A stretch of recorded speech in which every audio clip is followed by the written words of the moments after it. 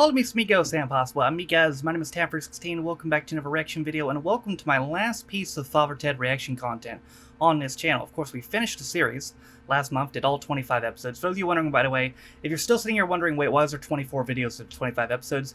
I did the Bishop Brenham two-parter, both in one episode. So episode 7, reaction 7, was 2 episodes. But, so this was a documentary that came out 10 years ago in 2011. On Channel 4. It is about 45 minutes. It's really all of that we have left to do. I said I would do this month after finishing the show. I should say, and I'm going to have, it's called, by the way, did I already mention this? I don't remember. If I didn't, it's called Small Far Away, the World of Father Ted.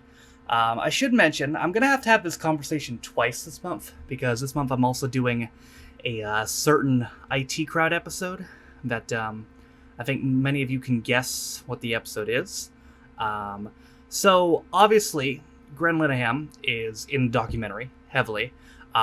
He's gone a little bit crazy last couple years. It's a little bit crazy, and this should be obvious, but I should state that I don't agree with a vast majority of his viewpoints, but obviously he created the fucking show, so it's not like he was going to be in the documentary. And I'm sure most of you won't infer that I'm supportive of his, you know, this may seem pointless, me talking about this, but people on the internet a lot of times think pointless things.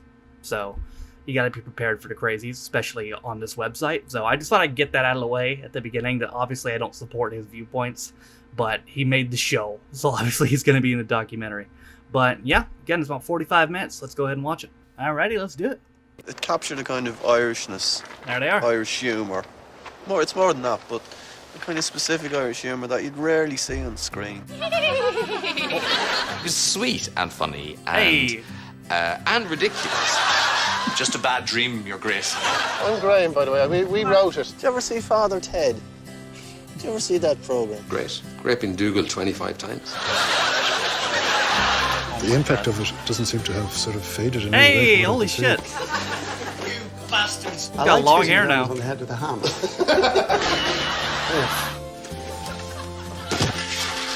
Where your mind goes blank because your head has just been frozen. The man himself.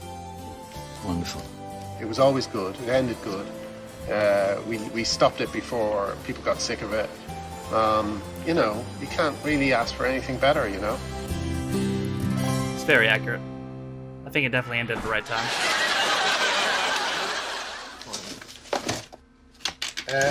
I'm trying to find the original Father Ted script in my files. I have like that. I used to have like the exact same dresser. I too had a shitty, messy dresser. Irish Lives, Father Ted Crelly. Now this Hey, you is found interesting because it says 1990 on it, so that means we must have written it here before even Graham had gone to London. It's actually the original script Arthur's more organized. that led to Father Ted, because Father Ted started off. It wasn't a sitcom about Ted at all. It was a documentary series about 6 different Irish characters. Oh. So Ted was just one of these. It's a perpetually jolly and rather sad man. That's the first description of Ted. So it'd Who been like through a Peter some Kay terrible type accident of fate has thing. found Peter himself Kay in the thing type priesthood. thing. This was less Peter Kay. Arthur understood that whole language of priests, that kind of lightness. Good God, look at the time. I'd better be going, Ted. Oh. And you need a lift? It was just at home, like, you know, when I was a kid, there were all these priests visiting, you know. My uncle, who was a priest, took millions of photographs, colour slides. Wow. I think that picture just sums up everything Father Ted. The spirit of Father Ted. You don't need words when, like, this is what Father Ted, the word of Father Ted is really. Come on, Dougal. It's your go.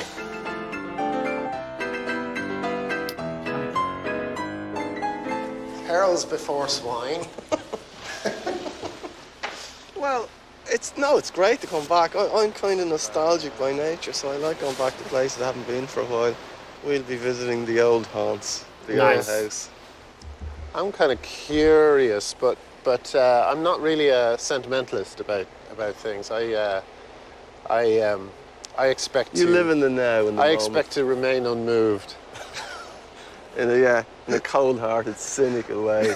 I'm living in London now, and I don't give a damn about this place. Oh my God, is that it? Whoa. Oh my God.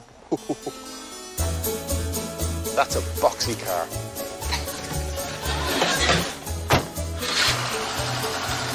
My lord. That's the most action-packed exit. This is perfect. You're a great instant fashion, don't you, Graham? I do, I'll be dropping in there later. The other day I checked Twitter and I checked the Father Ted hashtag to see what people were saying about it. And, no, Graham, don't check Twitter. Twitter. It's great seeing all these lines come up, you know, that mean something to people, you know. In fact, the other day I just discovered one I'd forgotten, which was John and Mary. Mary says to John, "Tit face, you've got a face like a pair of tits." That's beautiful writing. I think that's beautiful writing. It's been a tremendous boost to Irish culture, I would say. Absolutely. Not that I would know. Ted, he's probably very cold now that his towel is blown away. Oh! Forgot about that one. Hey! No. Is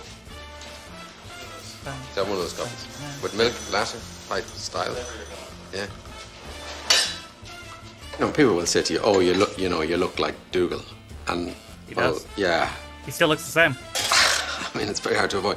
He still looks I exactly think the the same. voice is a bigger giveaway. In terms of like, He looks the impact exactly Father the Ted as same. well, That's crazy. I guess it was hard just to slip back into stand-up. You know, Just more solely beer. just set yourself up as a stand-up comedian again and just, tour as I had been doing before that. Oh my God. That's good for the circulation. Holy shit. Oh yeah. That'll get the blood flowing.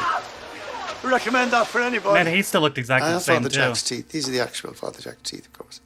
So when I put them in, it puts you into character a bit, you know? Take off!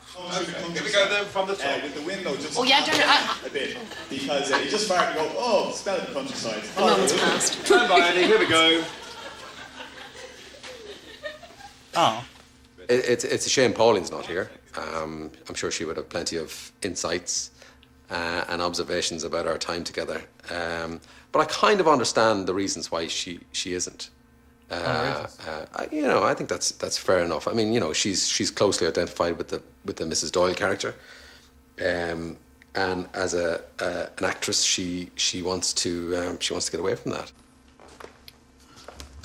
I kind of hope that's not the reason. Like, it's just a documentary about the show, you know? Yeah, there's wonderful innocence about Like, I'm sure she has her Father reasons, Ted but I that kind of hope made that's him not the very reason. Endearing. And there he is, the man himself. Wonderful. I've never seen Kicking Bishop Ben Up the Arse. I've never watched it. I've heard I this. see it in I've heard shop this. windows, and at home you go through the room. People it's have on. left this in my And comment I've been on section. planes when it's on, but I've never actually sat down and watched it because I find that too painful. Because we had such fun doing it. It was just such a blast, and I think he had a great career ahead of him when he sadly left us. Did. Jesus. It's great that he's still there in terms of audiences, who have yet to discover Father Ted. Because it was, I think, one of the great comedy performances. Yeah, people have word for word put that in my comment section. That's crazy.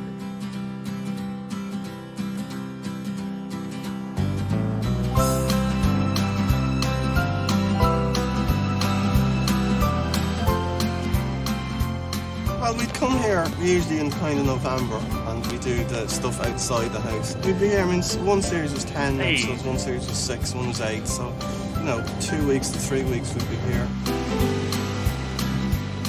I think it's somewhere around here. You said it was the one at the end. There it is, Ted, look! It's huge! Calm down, We're here, Father. Take off. This kid's like, what the hell? Do you know what was filmed here? Do you know where we filmed it?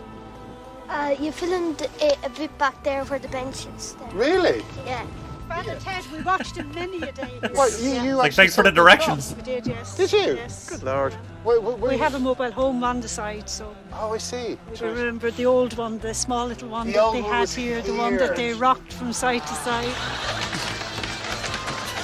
Did it tip over? I forget. Did It did, yes, We they did, tipped it yeah. over, That's yes. right, that's right. Yes. So you saw it being We done, saw it that's all being amazing. filmed. There's probably no one in Ireland who hasn't seen an episode or loves everything about it. That dog, he probably loves it. Did you ever see Father Ted? Did you ever see that program? Dog's like, please feed me. Isn't that sweet? Okay.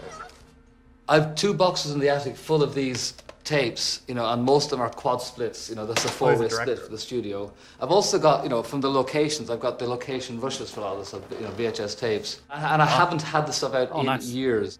Let's play some Scrabble. Yeah, brilliant. Did you bring the travel Scrabble? I brought the normal Scrabble and the travel Scrabble, Ted. Yes, you could hear your voice starting to go there, couldn't you? Did you bring the copy of Playboy? Because the audience can see all this and hear it, you know. And sometimes it's good to let the audience hear that stuff. It just adds to the fun. You just had all this time, because I wasn't involved in any of the technical aspects, to kind of come up with more gags, you know? So it was like, I remember we were in a field and we saw some cows, and that's where the near far away thing came from, you know? Maybe the most famous which joke. has become the big joke of the show. So the audience can't see that yet. That main is what the audience see. It's also interesting when as soon as you cut to it that you get a laugh. I don't know why. 5 seconds. 4, 3. Plastic cows on a priest's table is funny. Isn't it? Okay, one last time. These are small, but the ones out there are far away. I love the wave, when the laughter's in a wave. It takes a few seconds. You know. Small, far away. Forget it. Oh, the boat. We just wanted to create this kind of odd world that was outside of everything. And then we felt that we could have a free reign. We wanted to make an Irish sitcom with all the kind of insanity of the young ones and the cleverness of Blackadder and the Still kind need of to see the farce one. elements Still need to of see the young Faulty ones. Towers. You know, these were the things that we grew up loving. You But know? also all that Oh, the music's Irish supposed to do that. I was like, what the hell's that? That's what gave us our voice, really, isn't it? Yeah. Just move it over here. It's what, 6 feet? God, it's lovely out. Craggy Island had to look bleak and remote, and the last place on earth you want to be stuck, isn't it? Guys were never into pretty. The guys were never into let's have it looking beautiful and stuff like that. It had to be a bit shit, you know. It had to be a bit cold and damp and miserable, and a place you just didn't want to hang out in for very long. Fair enough. But yeah, this is like, you know, if you're going to have a picnic on Craggy Island, then you want to find the most inhospitable kind of landscape you can find. So this is perfect, really. It's almost like this was Ted's best bet. From top, is it? And roll, please. Great. Here we go. It was shot, I'd say, a little bit crudely, just nature the beast, the amount of stuff we had to get through. This is my fuppin' spot. Get the fupp off. There would be times on location when, you know, I know the cameraman would like another 10 minutes to light it, and I go, it's not going to get any funnier. And also with the guys, they come out in the rehearsal scene in the cold. It's kind of funny. You better shoot it the next time, because you're going to make them rehearse it. By the time you shoot it, it's not going to be funny anymore. And particularly those guys, because they weren't actors, it was good the first 2 or 3 times. That's why you rarely see us going past 3 or 4 takes. I guess Frank and Pauline had more acting experience, and myself and Dermot, we were coming from strictly a comedy background. Certainly to begin with, I wouldn't have been a very confident or assertive person. But I think I had an inner confidence, like just in terms of trusting my instincts to some degree. I used to kind of zone out a bit about a half an hour before the recording and kind of become Dougal in a way, but not in any kind of, methody kind of way. It's funny, once you put on the costume, once you put on the gear... Sounds unintentional method.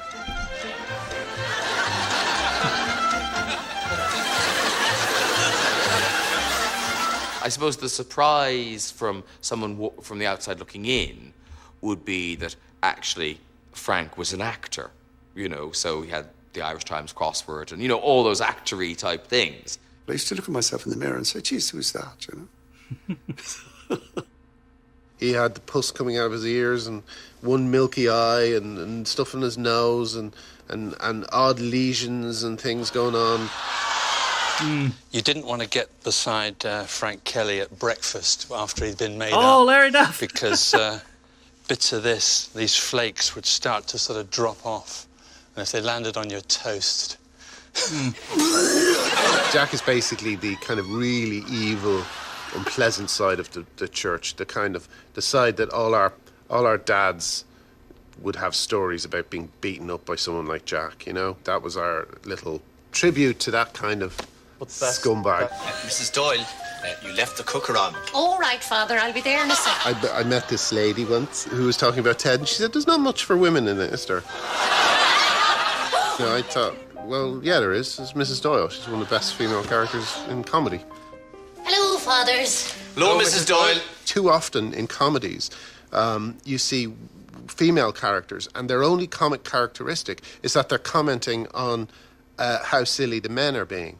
And we didn't want that. We wanted a female character who's funny in herself, who had a very strong comic personality, and that's going to be negative. Out. Get out, Ardle. Get out, Ardle. For Dermot, he's never had to do a script. He's never had to go out and perform a script, kind of word for word, as somebody else has written it. So the burden, if you like, of being an actor was actually quite a big one for him. Father O'Rourke has that house. Ah, fuck, sorry. We were all very sympathetic to the load that Dermot had, because Dermot had an enormous number of lines to learn, which I didn't think at the beginning he would be capable of, because he wasn't trained as an actor. He hadn't experience. And of course, things often go wrong, as you know, and when you're doing a live show. And that's when Dermot really came into his own, because he was the master of stand-up. During breaks in the recording or when we were going from scene to scene, he'd start messing around with the audience and everything like that. And sometimes he'd try and pull me into that, but I couldn't do that. I couldn't come out of the kind of mindset I was in, because I think it would have spoilt it for me and for the audience as well. How to pull an altar boy, all that sort of stuff. With one finger.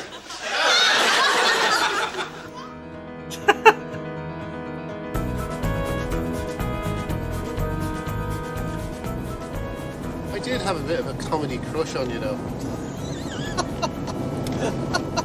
I did. I felt giddy when you were around. Stop it. No, it's true, because you were so funny. It was a synthesis of two different kinds of people. The kind of youthful, terrific enthusiasm of Graham, and Arthur's kind of older wisdom. It's just a really good dynamic, Yeah, but also it wasn't like, I don't think it's like a chalk and cheese thing. I think Graham and myself had the same sense of humour. I think that synthesis is what produced the chemistry of what makes Father Ted a success. There is the house, the craggy island. Oh, we at the house. Hey!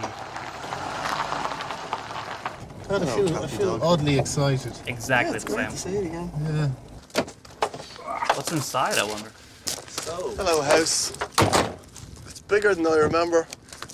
This is the Ted house, but it's probably only the Ted house from the outside. Once you get inside, probably. it's very different, I think you'll find. Let's see who's in. There's nobody here. Hello, Cheryl. Hi. How are you doing? How are you? Do you mind if we invade? Just Yeah, We'll have a look around. lovely to see Good you. to see you again. Do we go in here? Yeah, come on in for a cup of tea. Kind of life change, really, isn't it, to suddenly be running a tourist attraction. But there's many people coming, it's used to come. Oh my God, honest to God, there really is. Honestly, I can't lie. Yeah. I mean, it is non-stop. Like, you wouldn't walk around in your undies and your bra. Well, I wouldn't do that. Anyway. Well, I had so many people at the gate, right? Yeah. So I said, what would I do? Yeah. So I said, oh, maybe I'll make a little tea room. So that's what I've started. So I have people booked in at 5.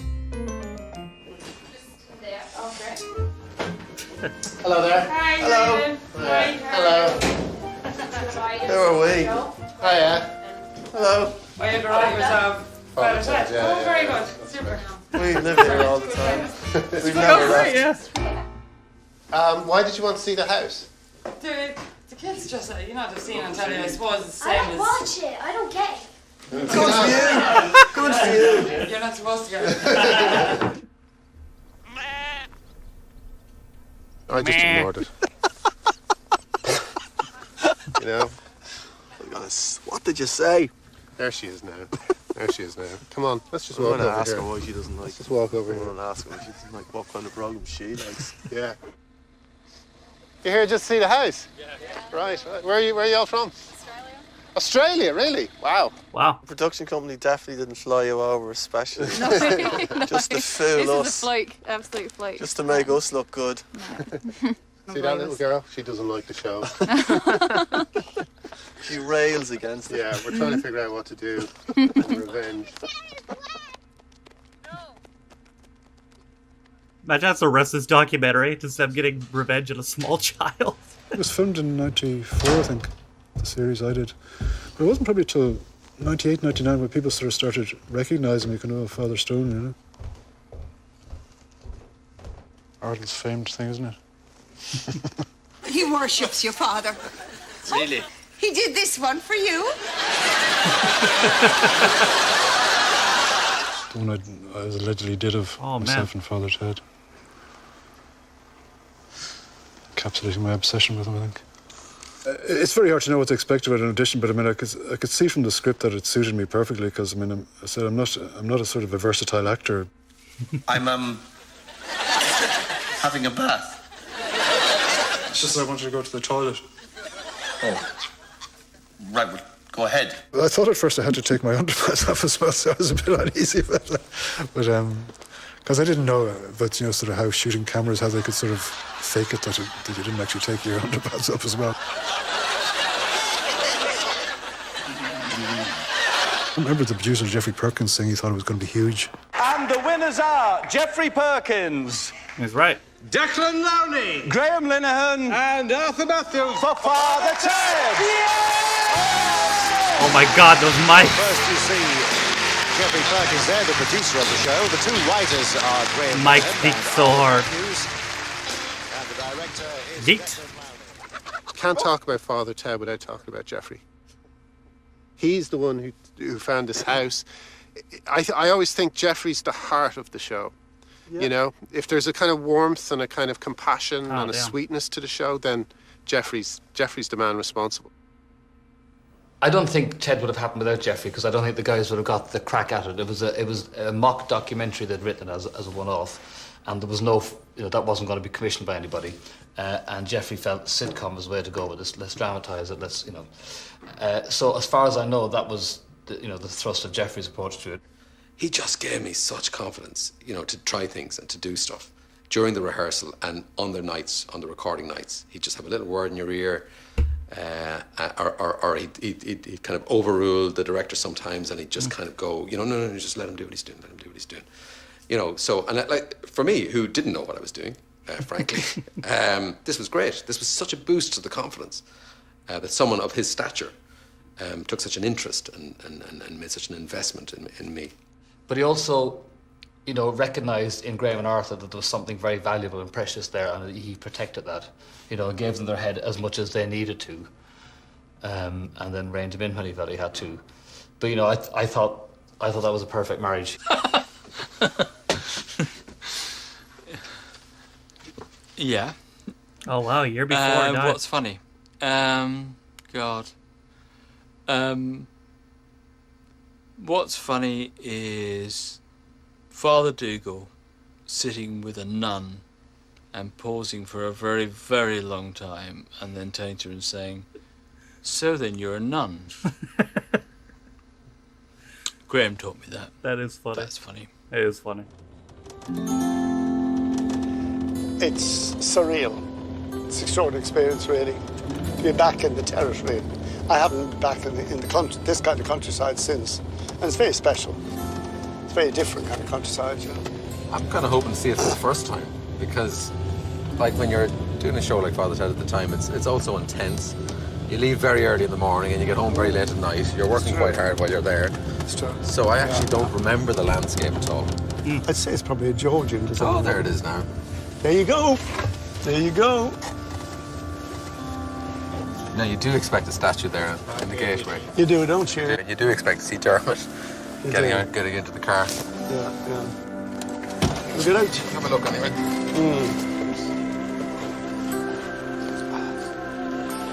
Oh my God, look at it. The statue's gone, of course. It's been quite some time.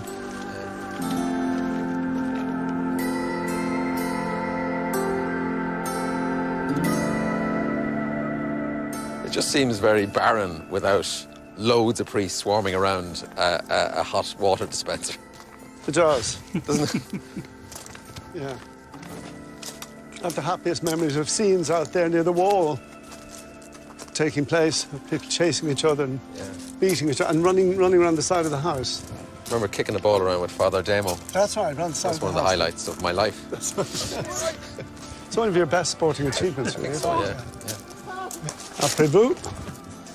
Thank you. Hello. My goodness. Hiya. Hey, how's it going? Hello. Hey. Ah, good to see you. Hello. It's lovely to see you. How are you? No, we didn't. How are you? How you going? How you going? Come back in the house. Will you have a cup of tea? Well... I go on.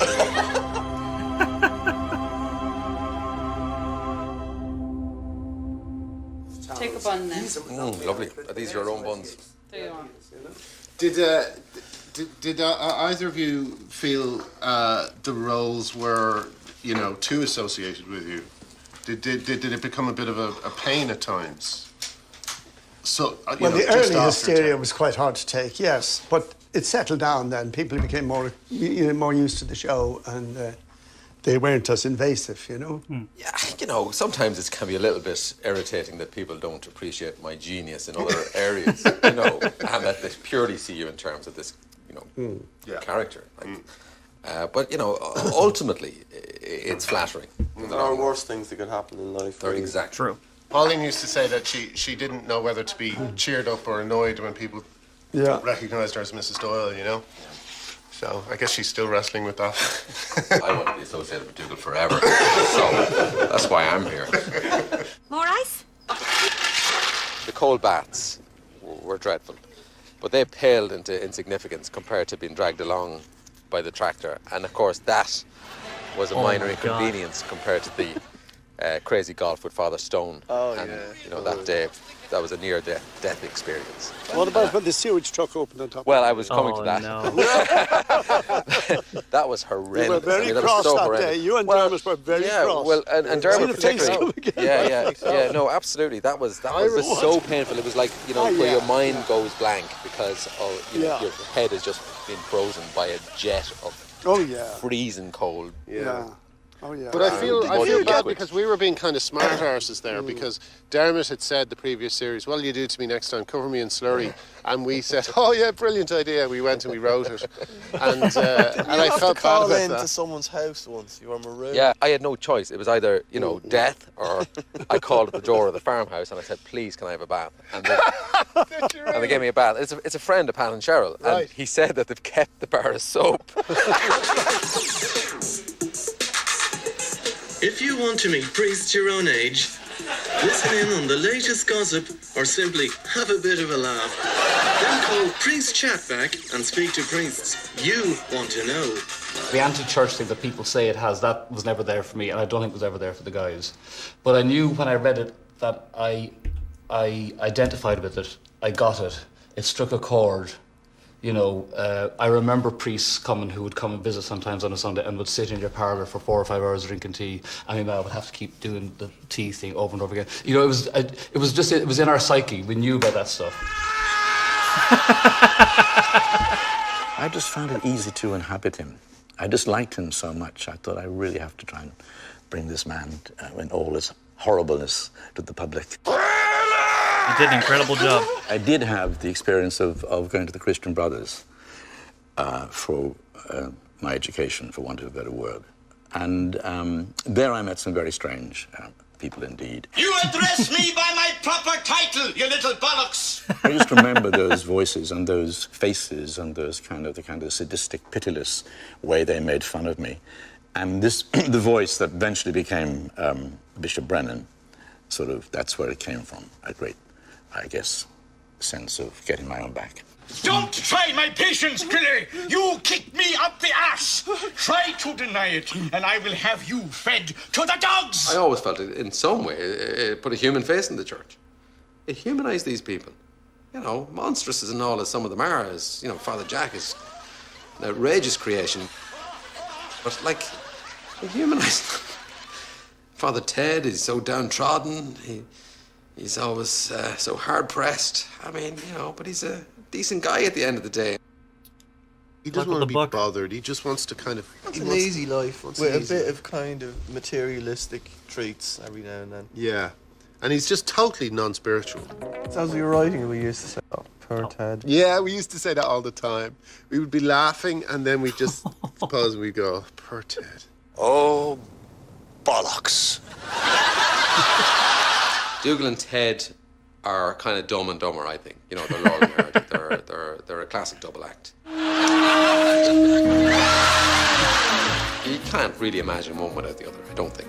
Don Quixote and Sancho Panza, you know, no matter how far back you go in literature, you're going to find these two together. Down with this sort of thing! Careful now. Anyway, you go up to bed. I'll be up in a minute. All right. Good night, lads. You'll be up in a minute? Yes, we sleep together. Anyway, who else do you know?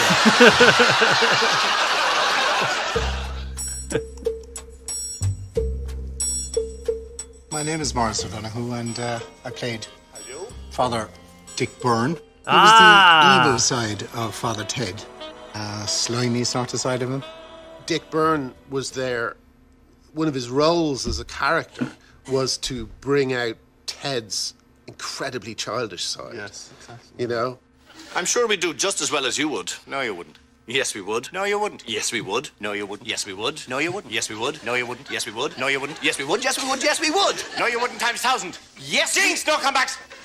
Got him. But I subsequently heard, the lads mentioned it to me, and my agent said that it was a close run thing between myself and Dermot. Definitely, he was our second choice.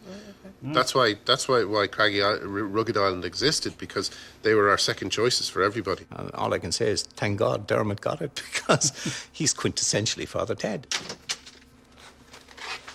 Oh yeah, it's Dougal in. Everybody wanted to be in Father Ted.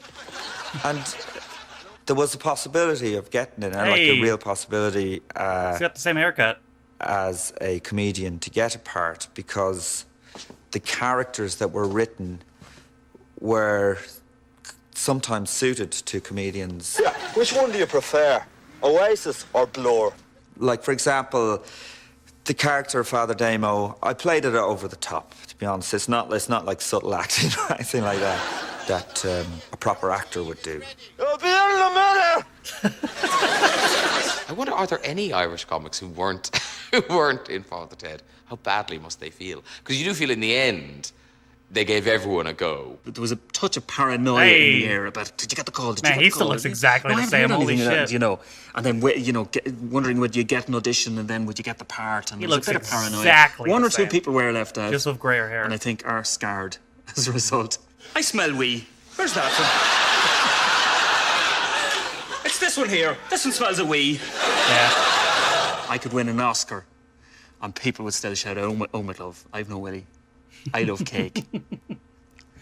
Where's the jam? I smell wee. Those lines are just going to follow me to my grave.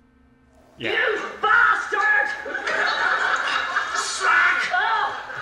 Oh my God. Hello, Mary. Hello, Father. Oh, Father.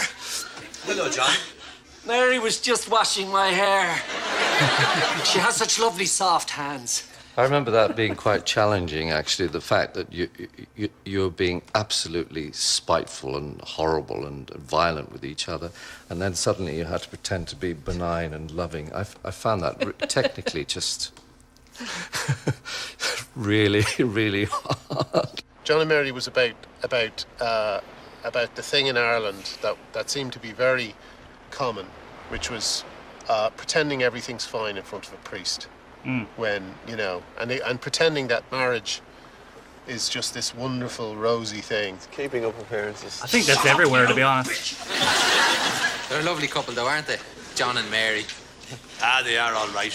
It was great debate about, is this absolutely mad or is this funny? And it was funny. I thought, no, this is going to work. I went on Right to Reply and argued against a second-generation woman from Irish woman from Manchester, who was arguing, telling me in a Mancunian accent that I was being anti-Irish. Why is it racist? Why is it stereotypical? Right. The word Irish is just synonymous with ridiculous, stupid, you know, idiotic. I want my children to grow proud of where they've come from and their ancestors. I do too. I want a country that's not so self-conscious and so intimidated by other countries that they can't have comedy programs about themselves, that they can't make films about themselves. And I think to be honest, I think it's quite a ridiculous argument. But the initial response was just knee-jerk. It was fear of being made to look stupid. And we were kind of, our argument was, if you deny us the chance to look stupid like everybody else is able to look stupid, then you deny Irish actors and Irish comedians from the chance of being in something funny. As an Irish person, I never felt uncomfortable watching it. I never felt, it's all the things, you know, there are things you'd watch in Ireland maybe, and you'd kind of think that's very funny. I hope nobody English ever sees it.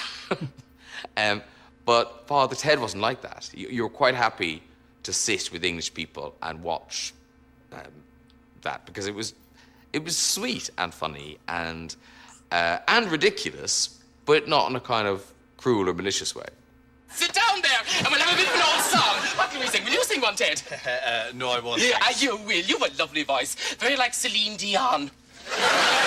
It's one of those sitcoms that just plays again and again and again, and every time it plays, it's a new audience. When I was just back in my school, and like these kids are 12 and 13, and they're going, "Oh, we love you in Father Ted." I was like, "You weren't born."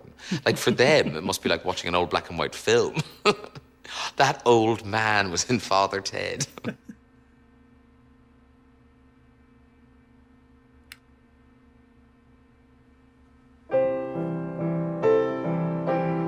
Nice hat. Is he the composer? Oh, yeah. Well, wait, no, they haven't established that. Maybe he's just some dude playing it. He might just be some dude playing it. Hold on. I assume he's a composer, but who knows? If they don't give him an interview, then he's just some dude playing it.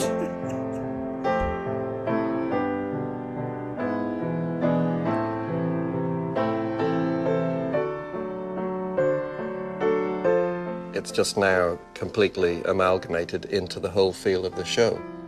And it's just great. Yeah. To be asked to do it. Okay. I mean, I didn't go, oh my God, all my, Christmases have come at once. I just thought, yeah, I can do that. I can knock that off, because I had a terrible ego. I was super confident about everything. You know, it's only later in life when you realize you can't do everything.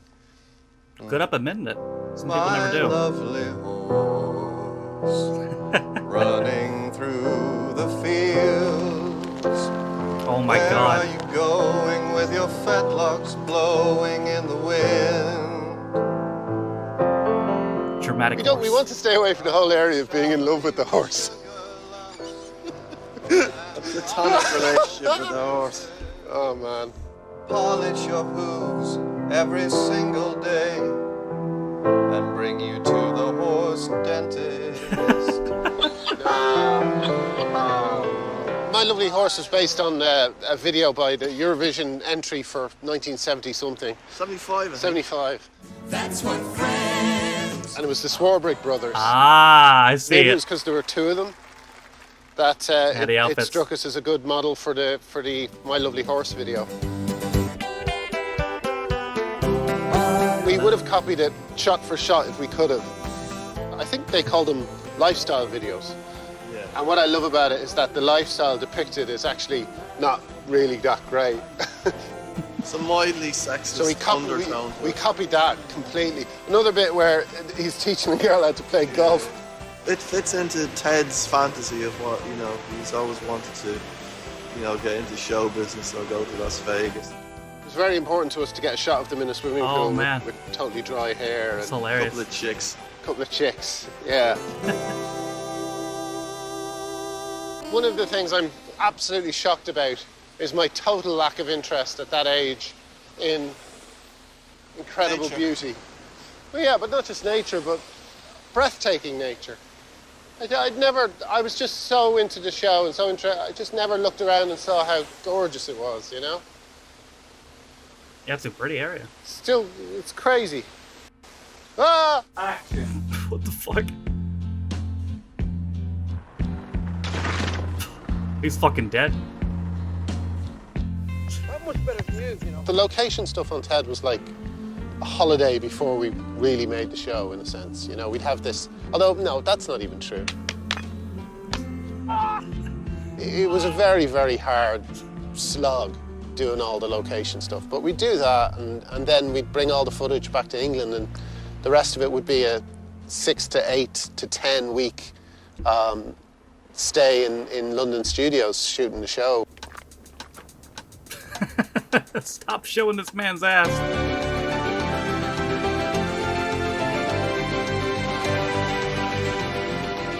We're going into Studio 2, where we film the show, I believe. I believe. God, it's big, isn't it? Yeah, it's much more... Of course, all the here would be seats from here way back, I suppose.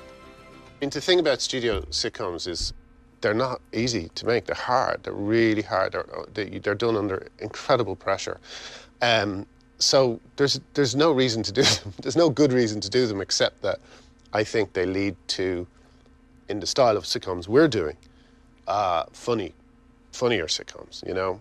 I mean, I as Arthur says, if Father Ted was done without an audience, it would be a cold, miserable affair, you know? It was always a bit of a thrill going into the studio, seeing our sets, which had become a second home. You know, you were familiar with every item of furniture, and so you liked being there. These guys had really thought everything through very clearly. It all worked very well. See, it's a great credit to them that we didn't have to do everything 13 times. The thing that was interesting about doing Ted and distinguished it from every other program I've ever done is that usually when you're back here and the scene has stopped filming, you hear the voice of the warm-up man doing warm-up. That's true. Warm-up. Yeah. But on Ted, you heard the voice of Dermot, who's basically, every time they yell cut, would just walk straight out to the audience and start doing his routine, you know? And it used to drive me mental, you know, because I was like, concentrate on the script. Fuck, I want you.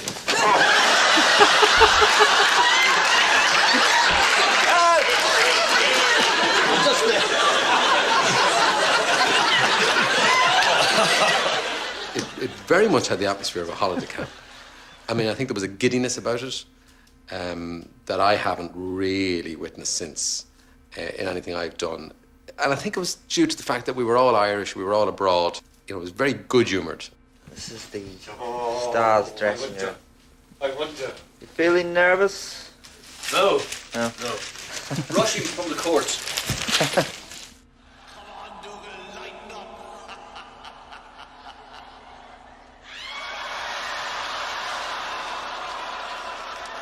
That's crazy.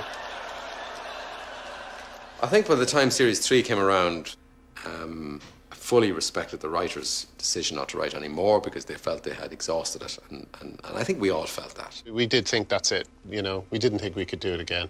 We thought we'd be repeating ourselves, and we thought we were really running out. We were really running out of things for Jack to do, and we were running out of ways for Dougal to be stupid. Fair Great news. I've been asked to go and work in America. Really? As what? The story of the last episode as well. I mean, it's kind of moving and it's kind of poignant anyway. You know, it is a bizarre story. It's bizarre what happened. You wouldn't leave me behind, would you?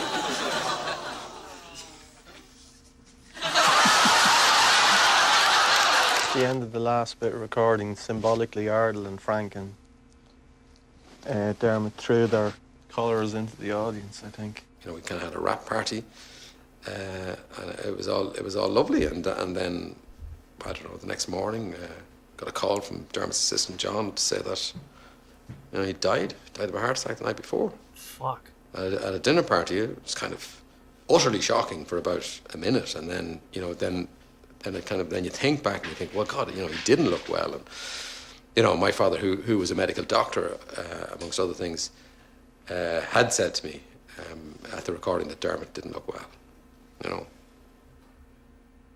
It was quite traumatic because we'd been a very happy, busy, you know, company, and suddenly this guy was dead.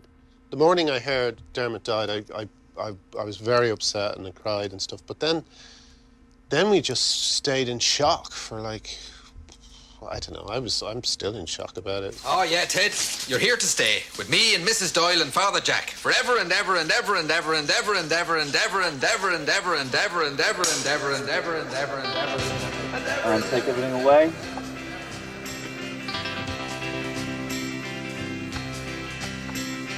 Oh,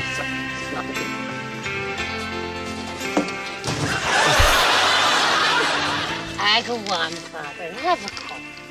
Just a little cup, just a drop.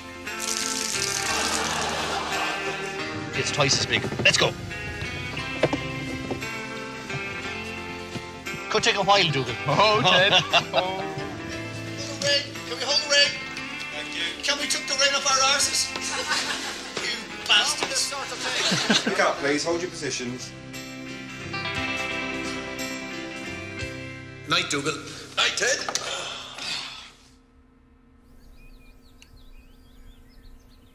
But my memory of Dermot here in this house is, and there's a room there, and there was a big fire, and there was a big armchair, and huge fire, and Dermot sitting there, and being Dermot. And we always said Ted was our favourite character because he was the most real. He had the most. He had the most sides to him, the most depth. the one you empathise And with. I think he sometimes thought that we were giving you all the gags, but we weren't. We were, you know, and No, I not don't. at all, no. And Dermot always. Well, he was like, you know, he was a nervy, insecure man, and he you know, and with poor discipline. But that's not to take away from you know what a big character he was. I mean, he was a big and generous-hearted character in lots of ways. He was very grateful and very pleased he got the opportunity in Britain because of all his frustrations in Ireland, you know. But then, yeah, he definitely wanted to move on and do, I think, more satirical stuff. Well, I worked with him on other things, and he wasn't the easiest person in the world to work with. But he was a dream to work with on Father Ted. So it must have created some sense of security in him, you know. Patrick and Cheryl told us about an 11-year-old girl who said, "I wish I could stay here forever." It doesn't even look the same on the inside. Just the very fact that it's the Ted house just made this kid, you know, hugely happy, and that kind of got to me because I just thought, you know, the show does have a magic that, you know, that we didn't really realise we were involved. We didn't really realise it would have this kind of magic that's been lasting through different generations. And yeah, people, you don't think of it when you're writing, you know, you just want to make things funny, and then we were just trying to be funny, you know. Yeah, after then years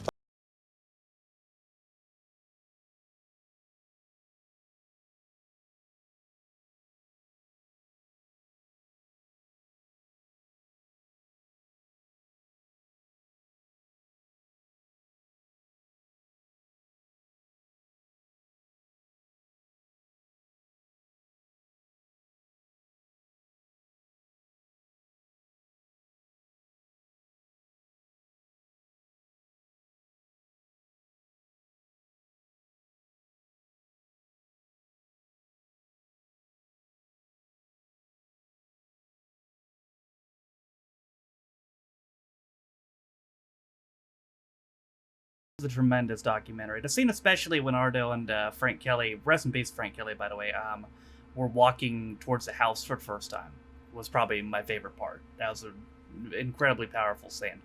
To expand a little bit more about what I said with Pauline, like here's the thing. I was gonna pause at the time, but I figured I'd save it to the end. If she doesn't want to talk about it, I can understand. Like, if she's got, like, you know, it's too painful maybe for her to talk about Dermot or anything, I can understand that. But I don't know the reasons that Ardale gave, like, she just doesn't want to associate with it anymore when they're just doing a documentary about the show and reminiscing. I don't know. Like, again, not trying to throw shit at her or anything. I'm sure she had her reasons, but I kind of hope that's not the reason, you know? I don't know. I kind of hope that's not the reason, personally. But I'm sure she has her reasons. But, ladies and gentlemen, that officially concludes Father Ted content on the channel. So, yeah, thank you guys for, again, watching the entire Father Ted series that I've reacted to. It's been definitely, again, my favorite thing I've done on the channel so far. Yeah. It's been a hell of a ride, and we have concluded it. I think we've officially concluded 2 series now, this and the In-Betweeners. Well, technically I never did that In-Betweeners reunion special, but do you want me to do that? Think about it. I mean, because if you want me to conclude the In-Betweeners, I could do that terrible reunion special, but does anybody really want that? I don't know, brother. That's up to you. But Rob might use his channel points on it, actually, so I might have no choice. But, ladies and gentlemen, that was Small Far Away, the story of Father Ted, the world of Father Ted, I believe it was. And that's going to do it for me today. Thank you guys for watching. If you liked it, be sure to like it. Be sure to like it. If you didn't like it, don't. If you want to follow any of my social media links, my Twitch I stream every single day, my second channel for 16 views, my Twitter. If you want to follow me, my Patreon, if you want to support me on my daily motion, my VO, all those things are down in the description down below. Thank you to all, how many is it currently? 70 of my Patrons who can support me on my channel. For those of you who don't know, you can be a Patreon of me for as low as $1 or £1, and you get access to the reaction videos, as well as to read your comments a day early, and you get your name in the description. Also in the description is a link to the community Reddit, as well as the daily schedule, as well as the Twitch follow the channel. With all that being said, though, my name is Taffer16. This has been my reaction to the Father Ted documentary and my last piece of Father Ted content. I'll see you guys next time. Bye.